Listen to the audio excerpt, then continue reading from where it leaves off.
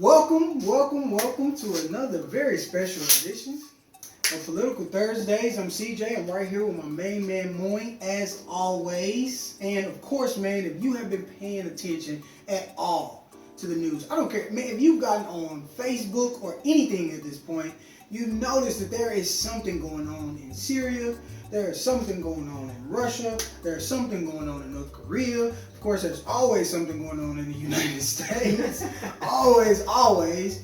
And so we are just here to dive into, give our perspective about what's going on in the world around us, man. But first, I have to start with Syria, man. What on earth is going on in the Syrian world? Okay, so the Middle East, as we know, is a complete disaster. And it has been disastrous for the last couple of years, and nothing has changed. Now, one side of the story is that they're blaming Assad as when he's using chemical weapons to control his people because he wants to be on power. Another side of the story is saying that this was a deflection, a false flag.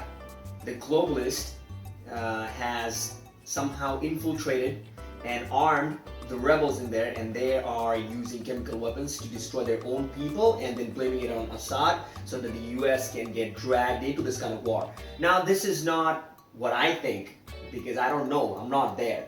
This is information that's going on in the internet. Yeah. One of the sources is Mr. Alex Jones from InfoWars, based on Austin. This guy very radical. He is different and he's outspoken. I sometimes watch him, not that I completely believe what he's saying, but it's interesting to watch him because his perspective challenges mine. Yes. And I want to be challenged because I don't really know what I believe is the best thing or it's healthy for me. Yeah.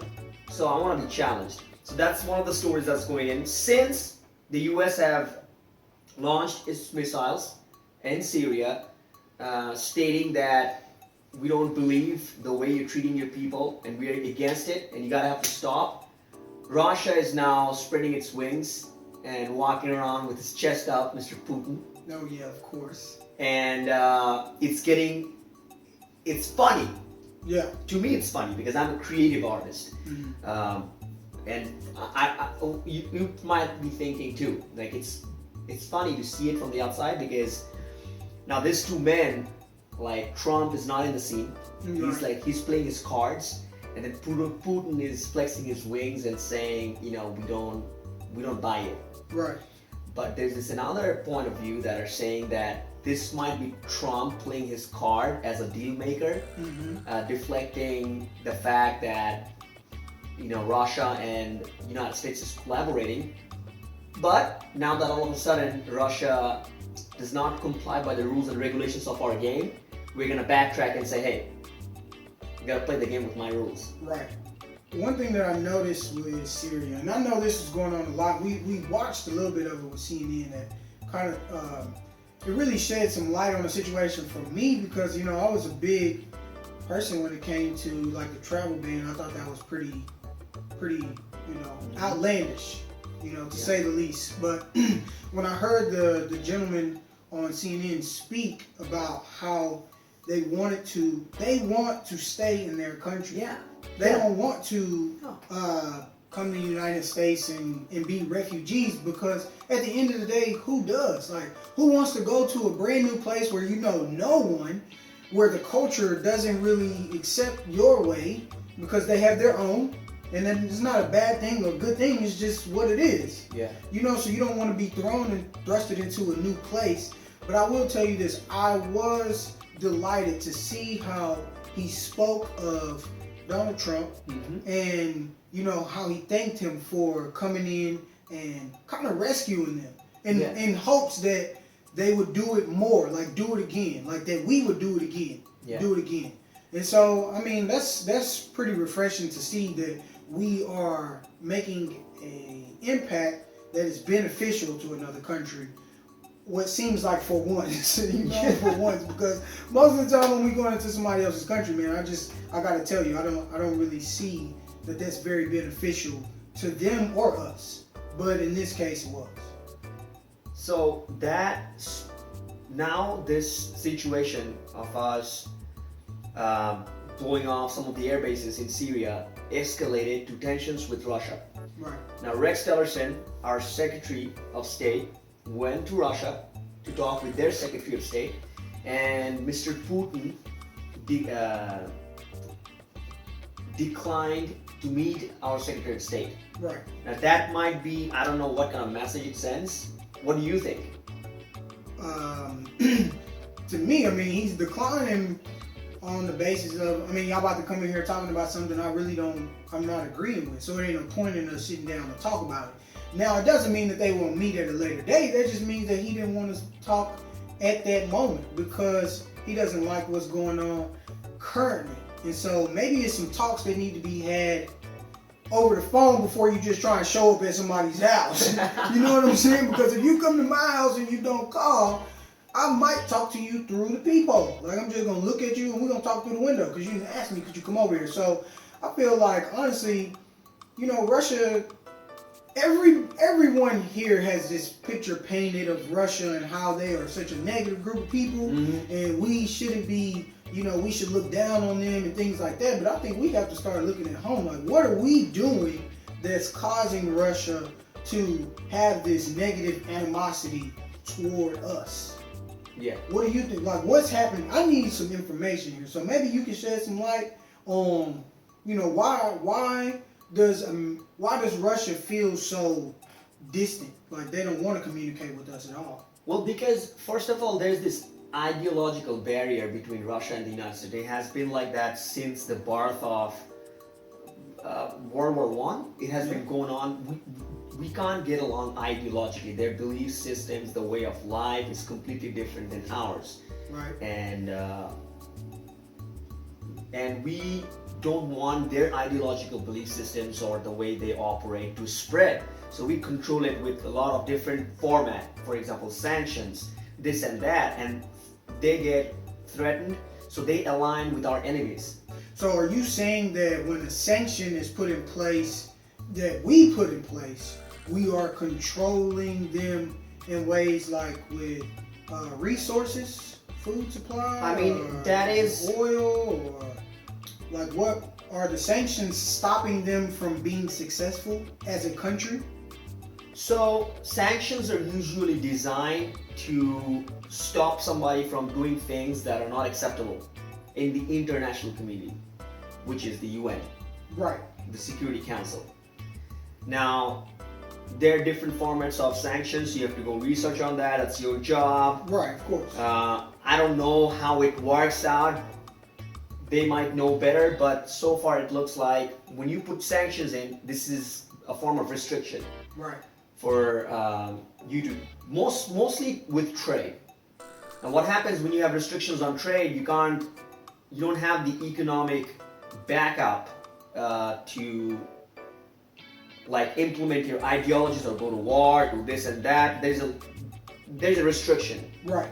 Now, when you don't have resources, it's hard for you to go forward with your ideology or just go into a fight or have power over your say. You don't have enough say because you don't have the resources to back it up.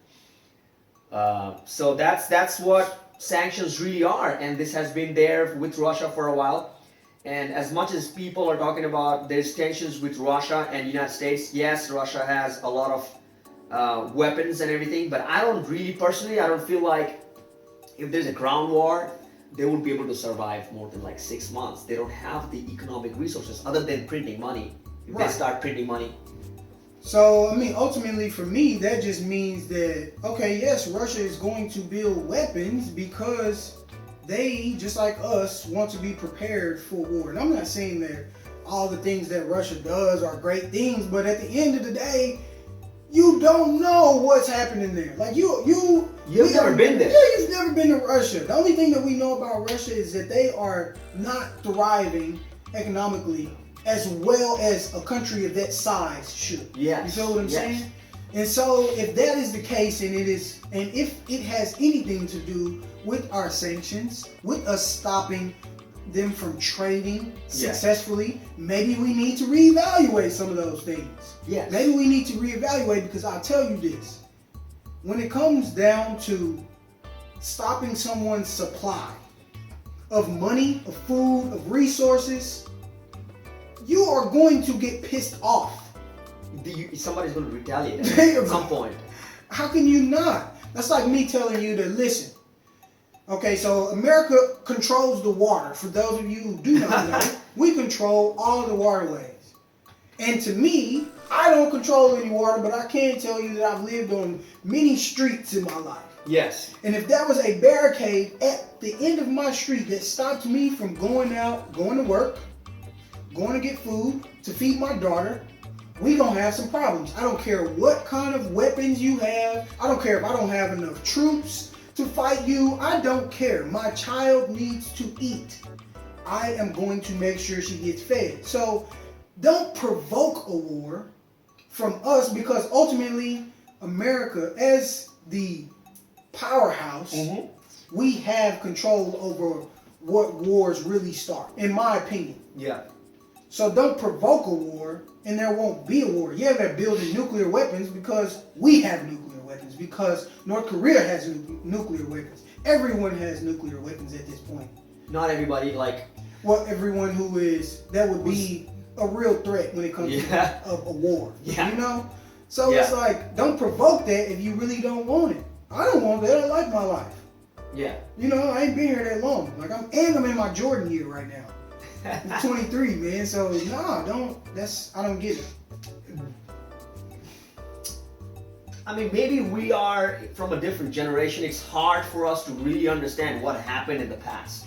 Yeah. How the UN was created. There's a lot more to history than what we understand. We respect it. Yeah. But it just looks like this is this unending drama, that this is this reality TV that's going on. I mean, we can't solve this problem. When are we going to shake each other's hand and be like, hey bro, Putin man, dude, I know you're from the streets of Russia. Right. I'm from the streets of New York. Right. Let's just sit down and just have a coffee and just talk about, dude, how the hell are we gonna fix this problem? Right. That is called the Middle East. And because now if we are fighting against each other, we have this vacuum when people are exploiting the resources. Right. It just looks like it's impossible for this to just sit down and just talk about it. Well, when you have two reality TV stars in their own right, you know, that's what's going to happen. It's like the Real Housewives of Orange County. You got one lady who feels like she runs Orange County, and then the other lady who just moved into Orange County, and now she want to take over. At the end of the day, it does not matter. This world does not belong to Donald Trump. This world does not belong to Putin. Yes. This world is about the people that live in it, and too many times our leaders forget that fact, that the people are the most important thing here. You are, at least here, you are elected. Maybe not by popular vote, but you are elected. You're elected democratically. I don't know if that is the case in Russia, though. So that is another. That's another problem. Is that, you know, there's this fight of ideological benefits and ideological belief systems that we are fighting against, right? And one side is not even representing their people. I don't even know what their people. You know, there's this disconnect. What is going on? I mean, how long is this going to go on? Now let's move on from the Middle East to China and the Asian Peninsula, where there's North Korea. That is another huge problem. Oh my gosh. North Korea is like, North Korea. It is dangerous. That place is very dangerous. It's more dangerous than Russia, I feel like. I'll tell you this. I think that North Korea is in a phase right now where they will have to have like a whole, just all of their leaders will have to be completely wiped out, obliterated, and you have to, within though, it has to come from within. Yeah, but nobody can do it from the outside. We cannot go in there and try and affect them because we don't know anything. Honestly, you don't know anything about that group of people. Yeah, they might like that. Exactly. They might be like that. I saw a lady on there who was crying when their leader, Kim Jong-un, his name is. Yeah, he stepped up on stage and she cried like I saw people cry at a Michael Jackson concert. Yes. So it's crazy. So it's no way that you can come in and just say, you know what, this needs to happen in North Korea, or this doesn't need to happen in North Korea. But I can tell you that while we look from the outside and shake our fist and point our fingers at them, are some very disturbing similarities between the United States and North Korea. Examples. North Korea is the type of, their leader and government wants to have complete control, okay? Over their population. Right. It has been like that since the birth of that nation. They have not experienced anything else. I don't think there's much difference between that and what the United States does, to be quite honest. Because people might take it in they don't understand the dichotomy or the relationship here. Yeah, okay. Well, so North Korea wants to, and their leaders wants to control everything within its own country. Which, that's sad, because you have a group of people who don't really get to explore and live life and travel outside the country and get a chance to live their lives as individuals. But in the same way, America does that on a global scale. We want to control everybody. It ain't just our country. We don't just want to control the citizens that's here in the United States, but we want to control all the water that's around the world. We want to control people in other countries, Iraq and et cetera, et cetera. It goes on. The list goes on. So when you have a situation like that, you're not going to be able to control everyone, but to look down upon them as if they're doing something completely wrong when we haven't figured it out ourselves. There's no way we're ever going to have any progress. I'm not going to listen to you if you are a farmer and none of your crops are growing. I won't listen. Simple as that. So let me give you another rebuttal, and let's just dissect that perspective. If right now the US says, okay, we're not going to control anything, okay, we have been controlling and making sure the trade is going right on our waters and the skies, and we have this thing called entrepreneurship and all that stuff. We're not going to do anything anymore. From now on and onwards, we leave everything to the world. You guys take care of it. Is there any other country capable of handling this stress? I don't see anybody else ready. No other country. Because everybody else in Europe, they've been fighting against each other. This drama going on in the world. They're all up for each other. Who's going to take care of this? Okay, so my question to you would be, has it stopped? We have control, and has it stopped? No, it hasn't stopped. So if it hasn't stopped, then don't assume the position of the world police. I don't like that. That doesn't make sense to me. Don't try and police a whole other group of people when you don't have it figured out at home. We don't have it figured out here. There is a strange, it's not really that strange, because for 400 years you suppressed a group of people. So it's not really that strange that you don't have it figured out at home. So when you take your beliefs and ideologies to another country, when yours not right, then what you expect to fix? Nothing. You are bringing in extra turmoil. When they call for you, if someone calls if we have an ally, you my brother, I'll call you, I'm like, Moin, bro, I need you to come over here and get this handled. I know you got the manpower to do it. Your uncles load up the trucks and come over here. We need to get this taken care of. Yeah.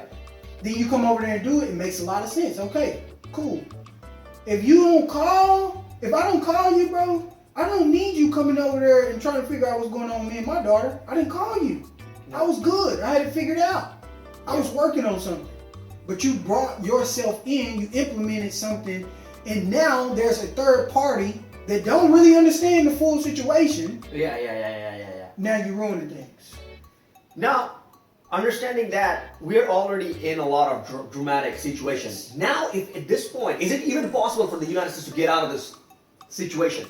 Because if we leave, like we left the Middle East after this dramatic allegation on Iraq, and then the weapons of mass destruction drama, and then we created this vacuum, and then now this radicalist group have their safe zones. Is it going to be safe for us to just pull back right now? Because we're already too much deep inside it. The wound is too deep. It needs to be healed. The wound does need to be healed. I completely agree. And I'm not that would be like asking me, who is not a surgeon, should we remove the bullet or not? I don't know. Yeah. You feel what I'm saying? Yeah. Because that country, it may be able to survive with that bullet, but I can tell you that no matter what, that bullet is going to be toxic to that child's health. Yes. That's the only thing that I can tell you.